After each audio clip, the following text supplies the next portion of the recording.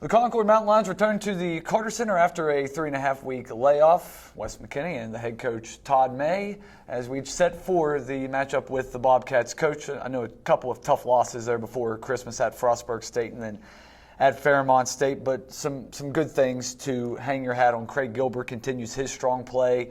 Amari Smith quietly putting together a really solid season. And Corey Boston, since his return from injury, has maybe been your best player on the floor. What positives did you take away from the end of the first semester? Yeah, I mean, it was a rough week there with finals week. Things didn't go as we had hoped up at Frostburg State, and then against Fairmont here, I thought we played really, really well.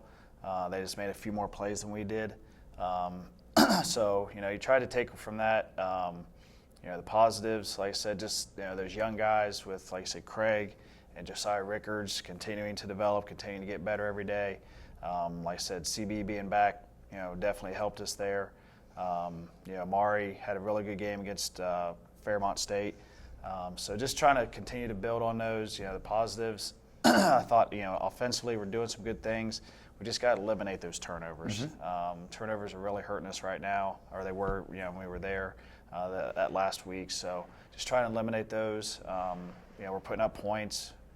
If we can eliminate those, 7-8 possessions where, we're not getting a good look, that's only going to help our offense. So that's kind of what we've been focused on here since we've been back. Yeah, I know that you guys still lost that game to Fairmont by 1 point, but to hold them about 16 or so points under their season average, turn them over 18 times, and you guys really aren't a team that gets in your face and pressures the ball. I think you have to like where your defense is right now. Yeah, I thought defensively, we're doing a decent job, with actions and things that teams are trying to do to us and taking those away. We begin up a few too many offensive rebounds, so we're not finishing the possession with that. So if we can kind of clean that up as well, that'll definitely help. But yeah, to hold them under that and to force that many turnovers, that was good for us. Like I said, we just can't give those opportunities back by turning it over ourselves. All right, let's flip this page here to West Virginia Wesleyan, a team that got a couple of wins early. They haven't played since right after you guys played. They played there the last 2 or 3 days after you all played. A 102-80 loss against Walsh. When you turn on the film here of West Virginia Wesleyan, I assume what stands out immediately is their two shooters, Alex Miracini and Michael Batchelor, both shooting right around 40% from the from the three-point range. Yeah, they're both averaging about 15 points a game, but shooting high percentages. So we're going to have to do a really good job on those guys. We know Miracini, he was there last year, can get hot and had some big games for them. So we've got to make sure we do a good job there. The other young man's new for them, so still kind of digging on that a little bit. We'll have our practice here this afternoon and fully dive into those guys.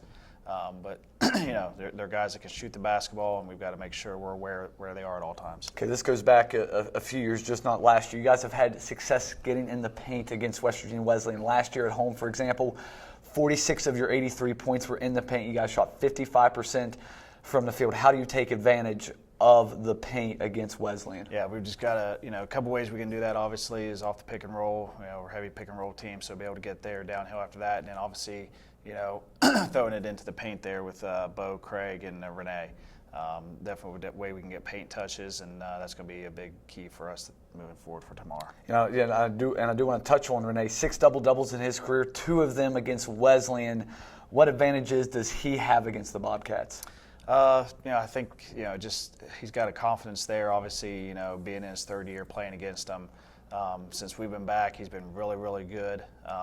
First semester there, he had some up and down games, but he was able to go home and, went back to Senegal there over break, got to see his family. So I think that just kind of rejuvenated him a little bit. And like I said, he's been really good since we've been back, so hopefully he can continue that success.